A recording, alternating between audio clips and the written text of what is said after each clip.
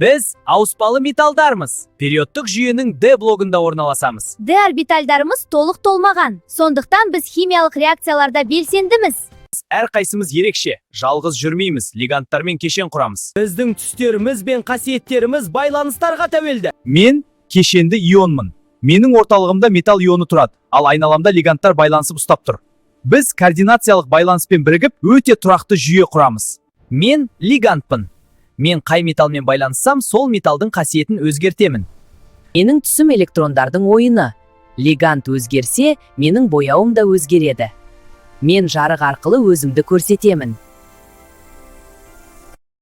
Мен мыс кешенді ионымын. Менің түсім лигандтарға байланысты өзгереді. Су қосылса, ашық көк пен жарықтың бір бөлігін жұтып, тек өз түсімді ғана көрсетемін. Мен күміс кешенді ионымын. Менің айналамдағы лигандтар үнемі алмасады. Орнына хлоридтер келеді. Сол кезде менің құрылымым мен қасиетім де өзгереді. Мен тұрақты кешенді ионымын. Менің беріктігім тұрақтылық константасымен сипатталады. Сондықтан сыртқы әсерге оңай бұзылмаймын. Мен темір кешенді жүйесімін. Менің тотығу-тотықсыздану потенциалым лигандтарға байланысты өзгереді. Су болғанда потенциал жоғары, ал С менің электроны қосылса төмендейді. Сумен мырыш кешенді ұшырап, гидроксоний түзілуіне әсер етемін. Қышқыл ортада мен протон бөліп шығара аламын. Ал гидроксо кешенге айналсам, амфотерлік қасиет көрсетемін. Мен кешенді ион ерітіндісімін.